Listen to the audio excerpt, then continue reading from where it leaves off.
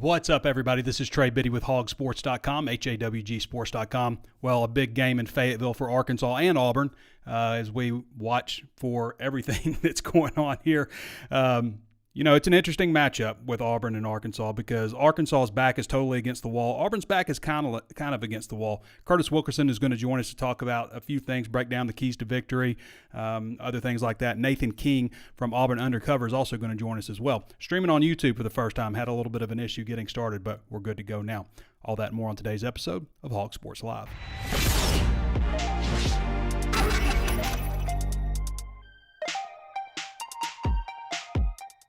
All right, a bit of a rocky introduction there. Streaming on YouTube for the first time. We've had a lot of people saying, hey, why don't you stream on YouTube? So we're going to see how the interactions go, how everything goes with people on YouTube. And we'll get to some of your questions here if you want to go ahead and get those in. All right, so first, before we get started, I want to mention Hawg Sports is half off today. Just today. That ends at 10:59 p.m. Central Standard Time. So just to break that down, you can get the number one independent source in Arkansas sports and recruiting, all of our transfer portal news, all the basketball coverage that you love for half off. That breaks down to $103 a week, $1.03 a week, $448 a month, and billed at just $53.70 for the entire year. No promo code required for the offer. Just go to HAWGsports.com. Again, that ends tonight. 11/9/23, November 9th, 2023. Go check us out there at Hawg Sports. You'd be glad you did. The line hasn't changed on this Arkansas-Auburn game. -2.5. I think it was at 3 very early in the week, but since we did the show on Monday, it's remained at 2.5 points. Arkansas -2.5. The over-under is at 48.5 points. I haven't seen on Bet Saracen, I haven't seen anything on the basketball game. But Arkansas obviously got a big basketball game. They're all big, right? Playing Gardner-Webb. We'll see how big it is, right? November 10th in Bud Walton Arena, 7 p.m. That game will be available on SEC Network Plus. If you don't know how to watch, I have a tutorial. You just look up Arkansas-Purdue, how to watch, and you'll see it's the same method as that. So. Just a quick glimpse at these two teams. Auburn is 5-4. Arkansas is 2-4. Arkansas is 3-6. 1-5 in the SEC. Auburn's 2-4 in the SEC. So both these teams need this win to get bowl eligible. Auburn does have New Mexico State next week, so it's not as do or die for Auburn as it is for Arkansas, as I mentioned in that rocky intro. But Arkansas has to win every game. They get FIU after this one. They get Missouri after that one. And so you've got, this is 3 o'clock on, what's our network here? This is SEC Network, isn't it? Why doesn't it show? 3 p.m., SEC Network, and the FIU game is at 6:30, and then the Arkansas-Missouri game is on Friday. It's also a 3 o'clock game. So 2 of the next 3 games are at 3 o'clock. 3 o'clock, Sam Pittman thinks that's the sweet spot. It gives you good enough time to get into town, get out of town if you need to. It's not too early, not too late. We all love a night game, though. As far as the series, Arkansas has lost 5 in a row to these guys in Fayetteville, which is ridiculous. 5 in a row, but, Arkansas has struggled against just about everybody the last decade, so no huge surprise. Arkansas behind in the overall series. I believe that's 19-12-1. A lot of that's due to, them winning, 6 or 7 in a row when Gus Malzahn was there.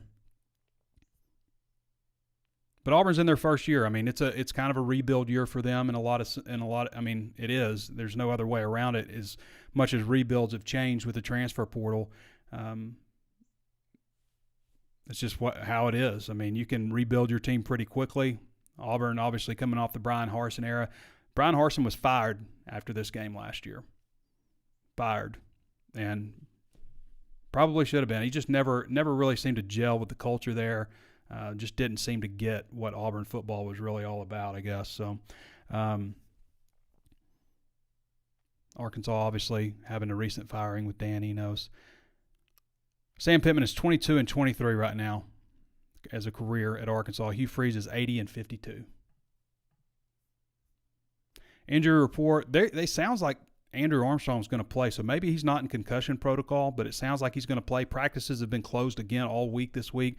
It doesn't sound like Patrick Kudus is out for the year necessarily. Like maybe he could come back for a bowl game or something, maybe the end of the year, but it sounds like a high ankle sprain. So maybe he can come back, but he's not going to be available for this game. Looks like Anthony Booker will be back, and Tyrus Washington likely out for the year. Those were the main injuries that came out of Saturday's game.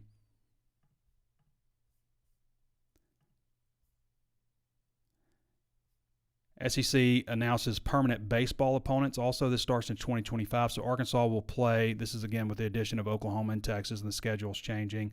Arkansas will play Ole Miss and Missouri as permanent opponents moving forward, starting in 2025 after the upcoming 2024 season. You can read a breakdown of the schedule coming up, of the permanent opponents coming up for each team. Andrew Ellis has all that broken down on HawgSports.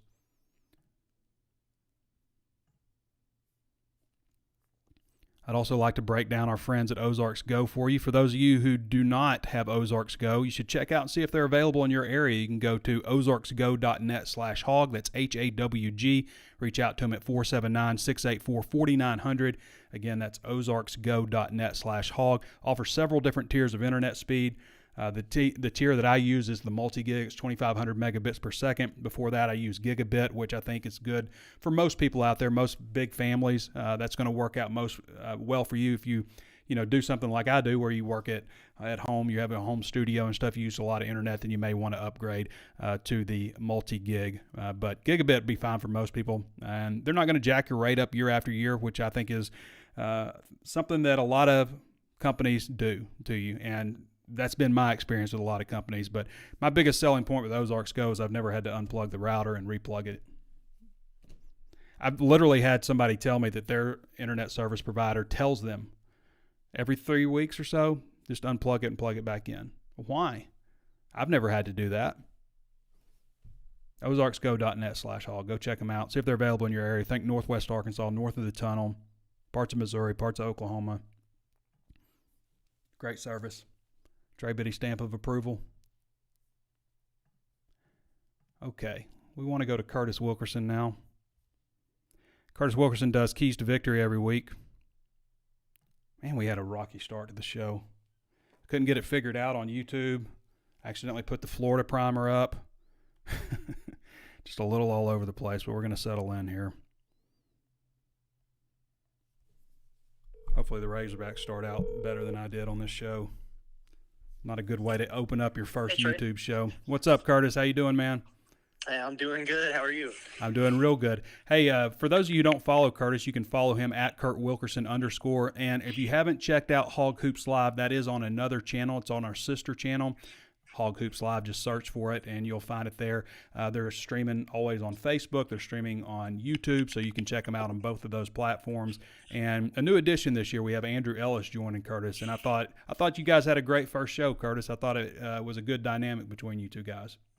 I agree. That was really a lot of fun. I told you when we were talking about starting the show back up that I would love to have a partner on there. It gets a little bit tricky to just stare at your webcam and talk to yourself for an hour, So I was always big on getting the comments going and the feedback, on the live stream. And, to have Andrew as a part of it now, it's pretty awesome. I think it's a good dynamic. We got a lot of cool stuff planned for it.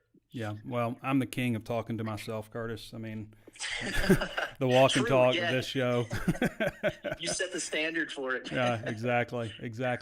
So, Curtis, the Keys to Victory and 5 burning questions, that wasn't as hard an article this week because Arkansas is coming off a win against Florida. Usually it's just like, why am I continuing to do these things? But made a little bit more sense this week, right? Winning cures all. Yeah. It cures a lot of the things that are ailing the fan base and the football team and my writer's block for sure. It was a lot easier to write about this stuff after a win. Penalties, turnovers, special teams, injuries always play a key role, always listed among the keys to victory, but we always add a fifth. And this week you picked reward the Fayetteville faithful. I don't think you could be more right. These fans deserve to have an enjoyable home experience for once. Yeah, exactly. I mean, it's kind of nuts. The home games have been few and far between this season. It's, the middle of November and they played 3, but they haven't played well at home yet this year. I mean, they beat Kent State 28-6. That was just kind of a weird clunker. I think we were starting to see, some of the early signs of the problems that were going to plague them for the next month or so. That BYU game, they just jumped out to double-digit leads twice. They blew it. I thought that was an electric crowd. And even after that, losing streak on the road, they come back home. They play Mississippi State. I thought, all things considered, it was a really nice crowd for that game. And we all know how that went. So, I really do think that Razorback Stadium's got a great home field advantage when that place is rocking. Give them a reason to rock, man. I really hope this team can come out focused. Build some momentum. They won a game. Finally, they snapped that streak. You're feeling pretty good about yourself. Build on it, man. They're still alive for bowl eligibility. It's a home SEC game. They got to take advantage of the opportunities at home. We haven't seen it yet. Hopefully we see it on Saturday. What kind of crowd are you thinking they're going to be there? I think it'll probably be, on par or, probably a little bit better even than Mississippi State. I mean, I'm sure they're going to announce it in the 70s or whatever. But I think if you get 65 plus in there, you're going to be in a pretty good spot. I don't know why they wouldn't be able to do that. I think people are a little bit reinvigorated now. I mean, it's still disappointing to be 3-6, but not only to snap the streak and get a win at Florida, but just to, I don't know, it was just an enjoyable football game to watch. They were actually moving it. I think the offense is a little bit more of an element of excitement with Kenny Guyton calling the plays there. It strikes me as a team that people are intrigued by still and want to watch a little bit. So I think it'll be a pretty lively crowd, actually. Yeah, I think it'll be north of 70. I mean, they announced ticket scanned, so I mean it's every ticket that comes through on that scanner, which sometimes they don't work, by the way. But I think it'll be north of 70. I really do. I think it's a good kickoff time. I think there's a lot of energy coming off that 3:00 game, and I think fans are hungry, especially when you consider the home slate that they've had so far. It's Mississippi State doesn't draw the same level, and Arkansas coming off all those losses, and we saw what happened at the BYU game. That was technically the fourth largest crowd, ever. So I think it was eighth. It was eighth largest, but it was really fourth largest, because they used to estimate crowds. Like that Texas game was the largest crowd ever, but I think it was fourth all time, which is ridiculous. Right. Yeah. So 5 burning questions, Curtis. Encore coming from Kenny G. I like this one. Was it a flash in the pan against Florida? Yeah, I think we're going to find out pretty quick. It was impressive. I thought he called a great game. Obviously he showed a lot of poise, and I think he showed some bravado there with some of the things that he was calling. I don't know if I would have been in my first situation on the road calling plays for the first time, if I would have been as confident as he was. He's throwing some trickeration out there. It was innovative. It was creative. I thought he did a really good job. So now there's tape out, right? And so teams have something to look at, something to prepare for. How does he adjust? Does he throw in some new wrinkles? That's where I think we'll really start to figure some things out. One thing I think I'm pretty confident in is saying that it's still going to look better than it did in previous weeks with the old regime. But how much? How did they adjust and build on this thing moving forward is something I'm interested to see. I don't know. I don't think Auburn is a juggernaut defense by any means, but they might be a little bit better than what Arkansas saw against Florida last week. Is Arkansas's dynamic duo here to stay? It was nice to see them together again, and I think people put a lot on Kenny Guyton, like transforming the offense, but it matters having a all SEC running back in the fold. Yeah, I'd say that helps, right? I mean, this is, I think, a lot of people, got mad at us in the media when Arkansas was really struggling offensively, just saying, well, what did you guys see? What were you thinking? Well, I was thinking they had KJ Jefferson and Rocket Sanders involved in the mix. I mean, when you start with that, you feel pretty good about where the floor is for you offensively. Well, Rocket hasn't been healthy, and we know all the other struggles that have come with it. But, yeah, I think for the first time all season in that game at Florida, both of those guys look like themselves. They look like last year's version of themselves. If you've got that 1-2 punch, you've always got a chance to do something special. You've always got a chance to win games. I think when Rocket's there and he's right and he's 100% playing like himself, KJ Jefferson is the best version of himself. Those two guys just feed off each other. I think they got real good chemistry. That was fun to watch. I mean, we haven't seen Arkansas establish the run game all season, and to see them be able to do that in the swamp, it was kind of a pleasant sight there. So hopefully Rocket has bounced back well. The knee's not bothering him anymore. He's feeling good. And if he can go out there and run like he did this weekend, it just opens up a lot of other things for him. So, 3 games left. You want to see those guys at their best down the stretch. I don't feel too bad, Curtis, for recognizing that the defense was going to be better and that thinking that the offense would be comparable and that the offensive line in year 4 under Pittman wouldn't be a disaster. No kidding. So, that was a tough way for things to shake out. And again, we can go over the schedule and how close they were in a lot of these games, but no sense in doing that again. New weapons. Can they have new weapons in the passing game? Varkey's Gums, Pittman's been talking him up a little bit, which is what Pittman does. He wants something a little extra out of a player. He'll talk him up a little bit in press conferences and stuff and use the media, I guess, to motivate him a little bit. So, there's Gums. It sounds like Andrew Armstrong is going to be available. If he's going through concussion protocol, I don't know how that's possible, but maybe it was something else. He looked like he was taking a nap to me. So yeah, exactly. but I mean, with Washington out for the season, obviously has been out for a while. They need some guys like Satania, Wilson, Teslaw, Broden. Those guys have got to step up for them. Yeah, definitely. I'm with you on that. Varkey's Gums, we talked about him since he signed out of the transfer portal. To put up the numbers that he did, I know it was North Texas, but the dude can obviously make an impact as a pass catcher. We just haven't really been able to see it. Sam Pittman was talking about maybe he's had an ankle injury that's been bothering him and lingering. And then there were just some other guys in front of him. But, yeah, of the people who could step up at that tight end position and provide some help in terms of receptions, he's the guy now. That's pretty much it. So you hope to see something out of him. I thought a good question was asked on Wednesday during the press conference about, with the attrition at tight end, you start to spread it out a little bit more, go more 4 wide receivers, whatever. Even if Armstrong is playing, I'm with you. I didn't think that looked good. And so for me, it's like I'll kind of believe it when I see it if he's out there on Saturday. Hopefully he is.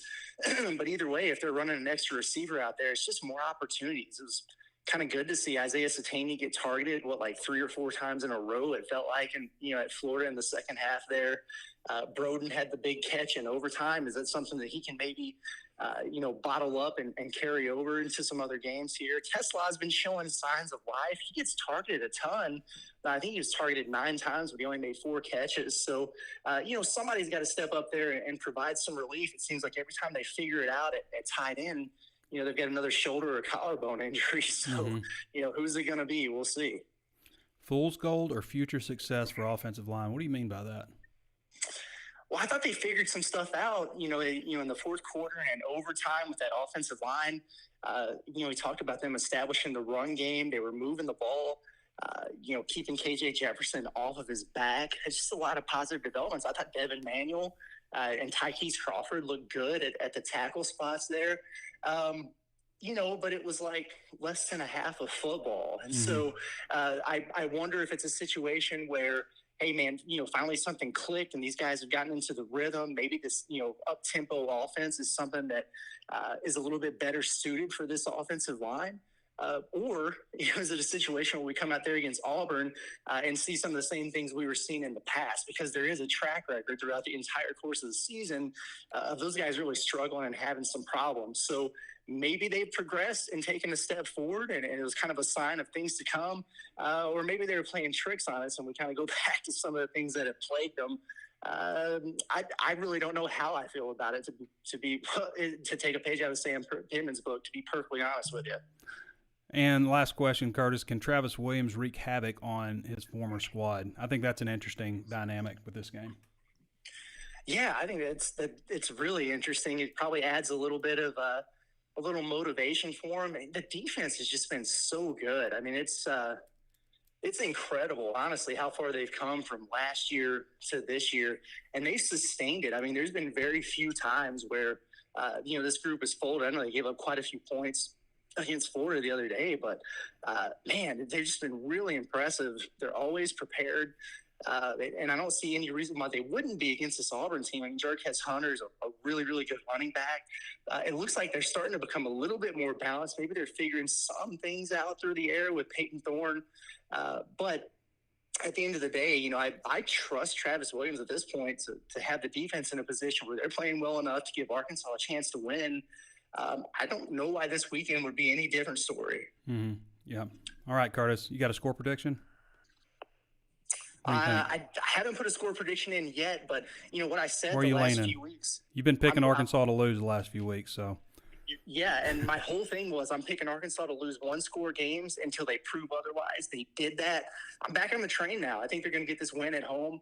I'll probably call it fairly close, 3 to 7 points. But, yeah, I think Hogs are going to get done this weekend. All right, Curtis. Appreciate you joining us. Yep, appreciate you. All right, everybody. That's Kurt Wilkerson. You can follow him at @KurtWilkerson_. He's a HawgSports senior analyst who covers everything from football, basketball, and a little bit of everything. But go check out his show if you haven't done so already. It's called Hog Hoops Live. It's on YouTube. It's our sister channel. It streams on the same Facebook page, but a different YouTube channel, HAWG Hoops Live. Okay, Nathan King up next. Nathan King has been on the show with us before. Also does a good job for Auburn Undercover. You can follow Nathan at Nathan King 24/7 for you Auburn fans listening. Nathan, how you doing, man? Hey, Trey, I'm good. How are y'all? I'm doing real good. Well, we just kind of jump right into it. We can skip the pleasantries. I mean, I just talked to you on your show, so skip the pleasantries and just get into it and not steer too far from some of the questions that I'd asked you earlier in print. If you could just kind of fill us in on the injury situation with Auburn right now. Yeah, Trey, in mid-November, or at least approaching mid-November, is usually not the time of year when you're the healthiest you've been all season. I know that's certainly not the case for Arkansas, but it is for Auburn right now. And I think that's a bit of, when you're a good, not great team like the Tigers are in year one, that's a little bit of an advantage for you. 3 weeks ago, they got 2 starters back on defense, both of whom had some early season injuries. Keontae Scott is their starter at nickel corner. That's a really fun position in Ron Roberts' defense. They call it the star. It does a lot of things all over the field. Super athletic, really good leadership. He's going to be a guy who plays in the NFL. They got him back from a tightrope procedure, similar to how Brock Bowers is coming back really fast for Georgia. Same thing for Keontae Scott. He recovered really quickly. And then Austin Keys is a name that SEC fans I think will maybe recognize. He's an Ole Miss transfer, and he's their starter at middle linebacker. He was really good in the preseason. Suffered a broken thumb in week 1. I would say he's not even the best linebacker on the team. Eugene Asante is their leading tackler, and I think he's their best linebacker. But the biggest thing about Austin Keys being back is the depth situation it gives you. It gives you a true 2 deep there. You don't have to play some of the players in the bottom of the rotation who aren't very good. But in terms of current injuries, there was really only one guy to take a look at this week, and that was Avery Jones, their starting center, an East Carolina transfer. But he was back at practice. He missed the last 2 games with a lower body injury. Connor Liu was the starter in his place. Connor Liu is a true freshman, and that's somebody that Arkansas's experienced defensive line. You just talked about it on our show, Trey. 9 seniors on the D-line. Are they going to be able to confuse a true freshman at center a little bit? That might be a matchup to watch in this game, because I still expect Connor Liu to start, even though Avery Jones is back. Connor Liu is one of the most talented youngsters on this team. I think you might be in a situation now where Auburn's seen him the past couple weeks. They think he's really good. Avery Jones might not be 100% healthy. I'm just not sure you can take Connor Liu off the field at this point. But overall, Trey, to answer your question, this is a very, very healthy Auburn team. There's a couple other guys back from injury over the last few weeks that I haven't even mentioned. But it's the healthiest they've been all season heading into the stretch run. I was watching this Auburn Vanderbilt game this morning, and what I noticed with the Auburn offense is like a lot of throws to the sidelines, a lot of short throws to the sidelines, throws to the flats, and then, suddenly they'll throw a post pattern or something like that. And, of course, Jarquez Hunter, adds some nice balance for him, obviously. But your thoughts on Peyton Thorne as a quarterback? How has he developed in this offense? What does he do well? And how would you attack him if you were Arkansas's defense? Yeah, so it's an RPO scheme for Hugh Freeze. Look, that's where he's buttered his bread over the course of his career. They brought in former Tulsa head coach Philip Montgomery to be the offensive coordinator and the play caller, and that was not an overly successful marriage at the beginning of the year, really against their first 5 Power 5 opponents of the season. Peyton Thorne really, really struggled in those games as his completion percentage was low. His yards per attempt were low, 3 touchdowns to 3 interceptions.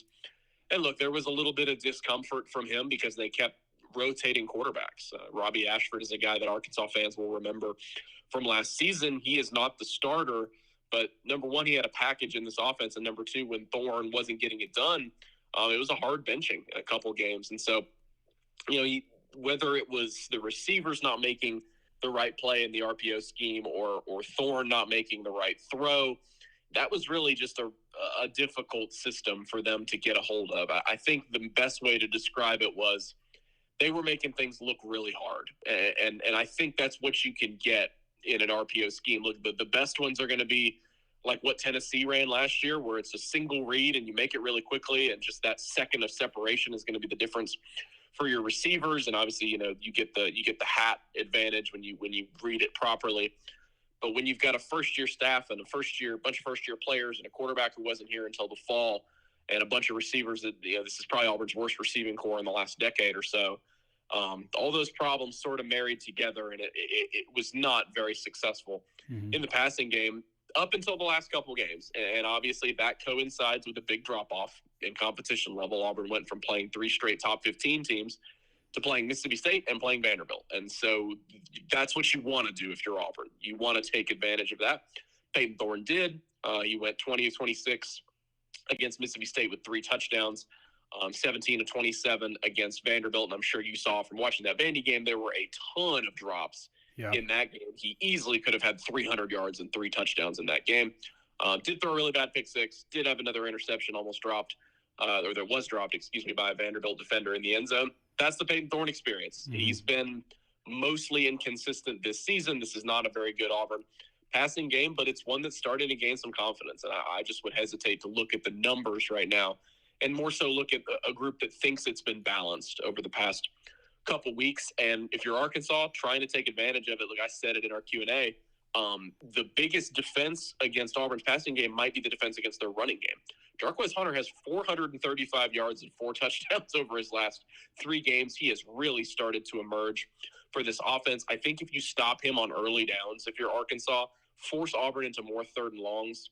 This is just, Peyton Thorne hasn't been very comfortable this season. Now, again, he's made a lot of good plays over the past couple games, but the more disadvantageous situations you put him in, the more 3rd and longs you put him in, the more opportunities you're going to have where he makes a pick six like he did against Vanderbilt. The more opportunities you're going to have where, look, his pocket presence hasn't been great at times. He's sort of ducked into a pass rush. He's not necessarily the greatest at escaping the pocket. And so when Auburn gets into a rhythm, and then when they've gotten into tempo the last couple games, that RPO system's working a lot better. And so if you're Arkansas, you want to keep them out of that, and the best way to keep them out of that is to keep them from getting those consistent 5-6 yard runs on 1st and 2nd down. Yeah, just a couple of your points. Thought that was, pretty lazy pass by Thorne at the goal line on that pick six, and kind of lazy by the wide receiver also not to play defense there. Jarquez Hunter, if you run for he had like a 67-yard and a 54-yard run in the first quarter, that's going to be a nice kickoff to the day. And 1st and 2nd down, what I noticed about Auburn also is they go really, really fast 1st, 2nd down. And 3rd down, they kind of seem to take their time a little bit and make sure they're in the right play. Let's get you over to the defense, Nathan. Let's get you over to the defense. 202.8 yards per game allowed through the air. And defense has given up a little bit more, but the numbers don't always give an accurate portrayal of the strengths and weaknesses of this defense. Give us a little bit of behind the scenes, your thoughts on what this defense does well. You talked about some of the injury stuff, getting some of the key players back and stuff, but your overall thoughts on this defense. Yeah, it's a guy that Arkansas fans know. I know Ron Roberts was in contention, at least might be the right word for that DC job. Strongly, we thought he was the guy. I'm pretty sure he was here in town. Yeah, and look, he's a guy that you're sort of seeing now why Hugh Freeze wanted him. He's pretty much he's done, I would say, the best job Auburn could hope for given their personnel. And given their depth, really, is probably a better way to put it. Because actually, the top half of this personnel, they've got some NFL players on this defense. They just don't have a ton of depth. But that's a testament to what they did in the transfer portal. It's an aggressive defense. They're going to bring lots of different blitzes from a lot of different places. I mentioned that star position. They'll do some really fun stuff. They'll put Donovan Kaufman in there at the star, and they'll make him rush off the edge, and they'll make Keontae Scott do that. They'll drop a jack linebacker in coverage at the last minute They'll do some fun stuff with their safeties. Jalen Simpson's been we use a midseason All-American. He's probably the best player on this entire team. Yeah, I think your assessment when we were talking on our show, your assessment of Arkansas's defense, I think is going to remind Arkansas fans a little bit of what they're going to see from Auburn. And at least it reminded me of what Auburn has done this season, where you're talking about the numbers don't necessarily tell the whole story. Now, their numbers are pretty decent, like they're middle of the pack in most categories in the SEC, but aside from a few quarters this year, and also pretty much the whole game against LSU, they gave up 48. Jaden Daniels will do that to you. But every other game, it's been defense-led for this Auburn team. They kept them in a bunch of games. They don't win that game at Cal, which is obviously a pivotal game, as Auburn's pretty much locked up a bowl game. They don't do that without that win at Cal. That's the most consistent I've seen an Auburn defense play over the course of a game, because eventually there's just been a lot of instances this season where you expect the dam to break, right? Mm-hmm. They get stop after stop after stop, and the offense does nothing. It does nothing. It does nothing. You're eventually expecting, all right, this defense is going to get tired eventually, even against Vanderbilt. I mean, there was a lot of opportunities for Vandy, when Auburn was really struggling on offense. In the first half, they forced 8 straight punts in that game. Mississippi State started to make things interesting there. Toward the end, they brought it to a 2-possession game. Auburn got a bunch of stops, get a turnover on downs, get an interception when they needed. And so just kind of a clutch unit this year. And I think, again, that goes back to Ron Roberts. I think their execution in every game, their game plan, their execution has been about as good as you could possibly expect. Now, Arkansas could go out there and put up 30 points. Absolutely. This is not a foolproof defense. It's not one of the strongest defenses Auburn has had over the last few years, but it is the strength of this team. They're much stronger and much more consistent on defense. I don't really see a particular weakness. I will say the run defense has not been as good as the pass defense. That's because you've got about 3 NFL guys there in the secondary. But one thing to note, I know Arkansas's offensive line hasn't been very strong or consistent this season. This Auburn pass rush is starting to pick things up over the last 3 games. Jalen McLeod, Marcus Harris are a couple guys up there that are putting themselves in contention to be all SEC players along the defensive line. And so it's not a very talented front 7, but again, it's a group that's played pretty well, and they'd like to keep this thing a low-scoring game. I think that gives Auburn a much better opportunity to win. Yeah, it's certainly an interesting matchup to watch with Arkansas's struggles on the offensive line. We'll get you out of here with this, Nathan. Your prediction, how do you see this game playing out in Fayetteville? And you said you were coming earlier, and did you have a chance to review what all spots you plan to check out while you're here, as far as eating and such? I have not done that yet, and I will definitely hit you up for some recommendations, most likely pregame, because we're coming up from Tulsa. No, I'm excited to be there. I have like a longtime childhood friend who did her undergrad at Arkansas. She didn't live there or anything. She just visited one time and decided to go. She said it's gorgeous. She said it's one of the most underrated SEC towns. So I'm really excited to get there for the first time. But talking about the matchup, I mean, I think there is a little bit more juice on Arkansas's side. And look, if they had lost at the gun to Florida, I might be picking Auburn in this game because, and who knows what happened with the coaching at Arkansas. But look, they could have very well been dead in the water after that game. Instead, it's a complete 180. They come away with a ton of motivation. They come away with more offensive confidence than they've had all season. And it's a stretch where, and we talked about this on my show, Trey, the way this final stretch sets up for Arkansas, now they'd like to have a lot more wins in their back pocket than they do, but you beat Auburn, you're going to beat FIU, and then Missouri is good. I don't think they're excellent. I don't think they're an incredible team. They're definitely one that is not, incapable of coming to Arkansas and losing that game. And so Auburn has essentially locked up a bowl game. That Mississippi State win a couple weeks ago, that's what did it. Because you're like, well, you're going to beat Vanderbilt, you're going to beat New Mexico State. So that pretty much locked up a bowl game. That is a good year 1 for Freeze. 7 wins in year 1 for Freeze, which is what this Arkansas game would probably do. That's really good. I mean, that's 2 big thumbs up. I'm not sure you're going to throw a parade, but where this team was last year, that is quite the improvement. And so Auburn is definitely motivated to win. I haven't seen them take the offensive show on the road this year and execute well. Against LSU, that was after a bye week. And I'm not saying Arkansas's environment is going to be comparable to what LSU was in a night game, but they came out completely flat, penalties all over the place, tons of mistakes. and they were in a 17-0 hole immediately. At Cal, they played absolutely dreadful, and that's a tough trip across the country. Played absolutely dreadful on offense. Thorne couldn't do anything.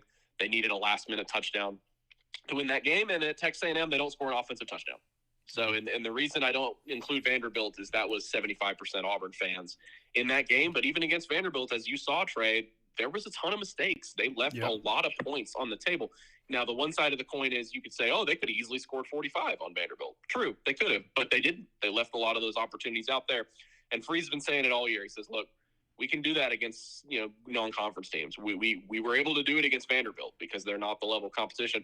I don't think they can do it on the road against a motivated Arkansas team. And so I've got Arkansas winning 27-23. I could see this game going either way. I know Auburn has had a lot of success in Fayetteville, but they've been a ranked team in their 3 straight wins at Razorback Stadium. The last time they were an unranked team was that 2015 4-overtime game. I just see a lot more working for Arkansas. I like how Arkansas matches up in a lot of areas. Auburn would like to keep it low scoring, but I'm not sure they're going to be able to do that against a resurgent Arkansas offense, and so I've got the Hogs by a narrow margin in this one. Yeah, even as I was saying, with Freeze at the top of the show, even in this era of transfer portal when you can add so many players, it's difficult for me to say this is who a team is, this is who a coach is after year one. It's mainly after they're taking over somebody who was fired, and you're rebuilding the program and stuff. So the fact that they have a chance to, win, well, I mean, they've got a chance in all these games remaining, I guess. But the fact that they've done what they've done so far, they're going to get to a bowl game and probably better, possibly better. I think says a lot about what Freeze has done there in a short amount of time. Yeah, and look, they're always going to have a chance in the Iron Bowl. And I say, this Arkansas game is a chance for 7 wins. That's because I think maybe this is a little bit better of an opportunity. Alabama's getting their act together, but we saw a one-legged TJ Finley almost beat the Heisman winner Bryce Young a couple years ago. That is what Jordan-Hare Stadium does in the Iron Bowl. Auburn is going to be competitive. They haven't been blown out there in the Iron Bowl in a long time. And this is a team that's going to play well on defense in that game. And so you're right. They beat Arkansas. They'd have an opportunity for 8 wins in the regular season. With Alabama, certainly you'd have an opportunity for 8 wins in a bowl game. And so I hesitate to say it's all gravy at this point because that's obviously nowhere close to the mindset of this Auburn team. But Hugh Freeze, even if they lose the rest of their games against Power 5 teams this year, if they lose to Arkansas and Alabama, it's a successful year one. You're better recruiting. Your roster is in a healthier spot, and you got back to a bowl game. Let's talk again next year. Let's see what you do in year 2. All right, Nathan. Well, I appreciate you joining us. Thanks for all the insight on Auburn, and we'll see you on Saturday. Yes, sir. Appreciate y'all. Talk to y'all soon. All right, everybody. That's Nathan King. Again, you can follow him at Nathan King 24/7 on Twitter. And all you Auburn fans out there, go check out Auburn Undercover. 50% off there today as well. Arkansas is also 50% off, as I mentioned. All right, before we get to some questions here, if you've got any questions, get them in. I don't know if you YouTubers know. I see a lot of comments. I don't see a lot of questions. Our Facebookers do a good job of asking questions, so get us a few questions in here, and we'll get to those. Before we do that, I want to mention one more time, Ozarks Go is the fastest, best internet you can get, and I know that because I've tried 3 other internet service providers in my time up here in Northwest Arkansas, and Ozarks Go is the only one that I've had 100% uptime with, and they haven't jacked your rates up. Year 1 to year 2, you pay the same amount year 1 as you're going to pay the next year. So 2 nice guys will come in and install it, and they'll be out of your hair, and you won't ever think about it again. You won't ever have some your kid going, hey, Dad, my internet's not working, or everybody trying to get on and you don't have enough bandwidth, or, getting in arguments with everybody because their TV show's not working. It's just going to work. At least that's been my experience. That's been the experience of friends I've had. 479-684-4900. They're a local company, so when you call that number, you're going to talk to somebody from around here. You're not going to get shipped off to some call center. ozarksgo.net/HAWG to find out more if they're available in your area. I mean, again, I've never unplugged it. It always works, so do I need to say anything else besides it always works? That's it. All right, everybody, check them out at Ozarks Go. Had a weird time getting started on YouTube. I accidentally put up the Florida image because I put all that stuff on my other computer and got confused. Had to start over again. Had a terrible intro, maybe my worst intro ever. So not a good start. on YouTube streaming. Let's see what kind of questions we got. See if we can pick it up a little bit. But Curtis Wilkerson and Nathan King both did a great job picking up the slack for me. Yes, we are going live on YouTube. Let's see, what else? Not a single question. A lot of comments. Will we see some more of Isaiah Augustov? Augustov. I don't know if we will, actually. I mean, you're getting Rashad Binion back. He missed last week with his grandmother's funeral, so he's back. A.J. Green, obviously. I was looking down the list of freshmen who have played and have burned their red shirt, and I don't know. I think he may have. I think he's one of 6 that has already burned their red shirt. Let's look at that real quick. How fast can I bring it up? Boom. Stats, PDF. Boom. All right. What number is Augustov? 20. Is he 23? Yep, 23. So Augustov has played in 9 games this year, believe it or not. A lot of special teams action. So he's one of 6 guys that has burned his red shirt. As I've said before with running backs, I've never seen a running back red shirt their first year who went on to have any notable success at Arkansas. The only time it's happened was Michael Smith, and Michael Smith had a hamstring injury, so he wasn't able to play. That was also the year they brought in Felix Jones and Darren McFadden, and they had Peyton Hillis on the roster already. So that's the only time I've ever seen a guy redshirt and go on to have a 1,000-yard season. So Augustov, yeah, that's right. Sometimes I question myself on that because we've said his name so many times, but it's like Augusta National, Augustov. But no, don't think we're going to see him much on Saturday aside from special teams. Woodstock, Georgia. Scott Reeves says he's coming up from Magnolia to watch the game Saturday. I mean, it should be nice. I think it's like 59 degrees. What app do you guys use for weather? Since Dark Sky is gone, they said they incorporated it into Apple. It's just not. It's been disappointing. I use WeatherBug. So Saturday, it's up to 63 as a high. Let's see hourly, see if I can get it. It's going to be nice weather. I mean, 3 o'clock game is a pretty sweet spot to have a game for tailgating, for being able to get back, get in, drive in the day of, drive out if you need to.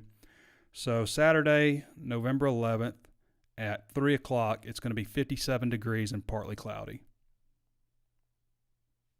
Not too bad. Not too bad for a November Saturday.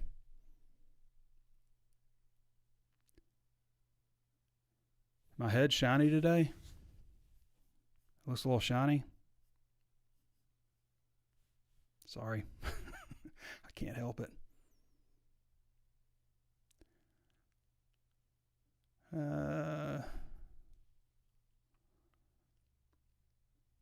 Scott Reeves, how's Magnolia? Bet it's raining. It's butt off down there. Jim Mears says, God, I hope the Hogs beat Auburn and the offense is incredibly better.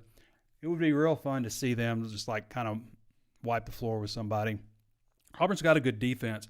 I could kind of see that coming, though, as a possibility if Arkansas, keeps the momentum they had from the Florida game and comes home with it. But, what I saw from Auburn's offense, I wasn't just blown away. Hunter made some nice runs early in the game. They throw a lot of throws to the sideline. Now, they had some drops, but I'm not just wow, Peyton Thorne. I thought, in a battle of who's the better Big Ten quarterback transfer, I think I would take Graham Mertz over Peyton Thorne from what I've seen so far. And, Robbie Ashford, I've never just been blown away. To me, he's a wide receiver playing running back. I've just never been blown away with Ashford. And obviously they haven't either. They'd be starting him.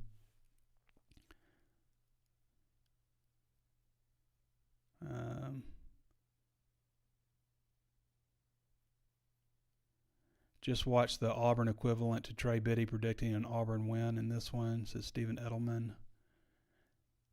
Even ESPN's matchup indicator, which obviously means Jack. Yep. Because the games are played on the field, but they have the Hogs winning 54%. Yeah, as I mentioned on Bet Saracen, it's a 2.5-point favorite for Arkansas. Stephen Edelman says still gives the Arkansas the edge at home. I think that's the big difference in this one is that they're at home because we know what happens when they go to play at Auburn.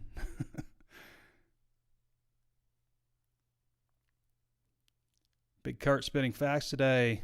Don't forget to hit the like button. Appreciate you, Hog Wild YT. Yeah, if you haven't hit the like button, take a moment and do that real quick for me. What have I got going on here? I've got some red. I don't know what this is. I don't know why this is doing. Oh, there it is. Maybe that's it. Nope. I got some weird line going on my screen.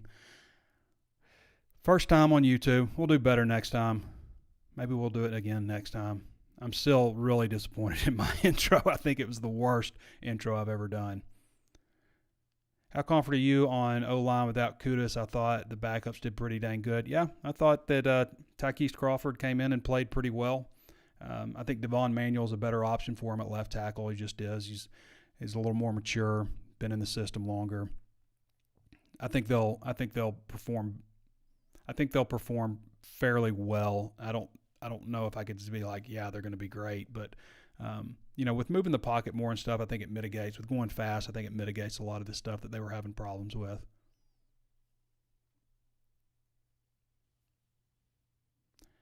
Jared Bridgman says, tuned in late. Good, you missed the terrible intro.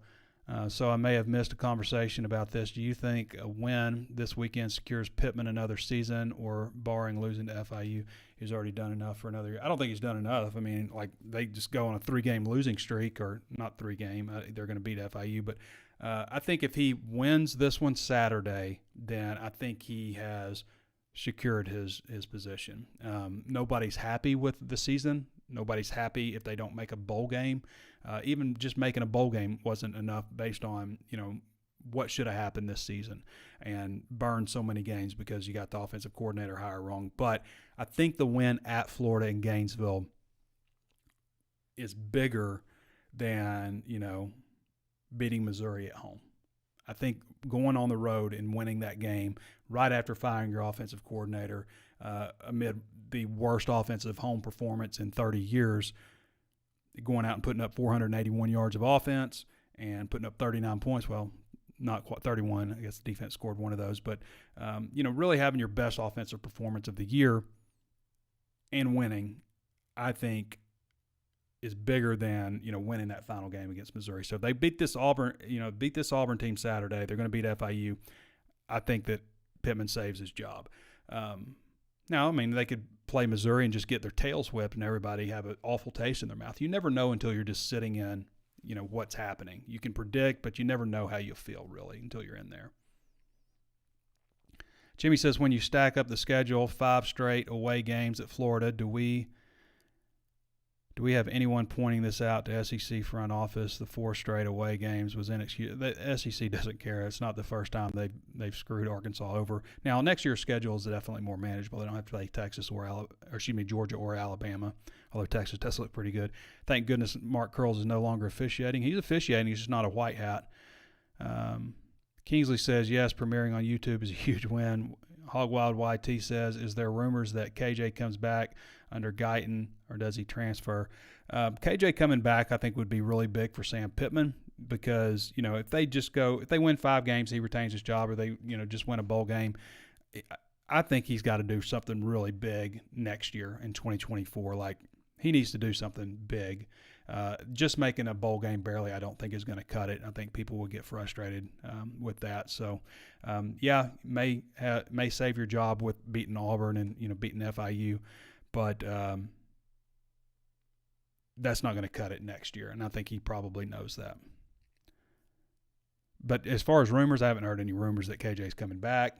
I assume he's going to leave just based on maybe a mindset that he has, but I don't know that. This season certainly hasn't gone the way anybody had hoped. And certainly hasn't gone the way, he had hoped. He also talks a lot about breaking career records this year. It's not like he's saying, well, I got next year too. Arkansas says he secured it, assuming FIU win. He loses the FIU game, you have to get rid of him. No excuse for that. Well, yeah. I mean, yeah, you got to win that one. All right, everybody, one more time, Arkansas HawgSports is 50% off, HawgSports.com. Go sign up right now at HawgSports. It's a great deal. Breaks down to $1.03 a week, $4.48 a month, and billed at $53.70 for the entire year.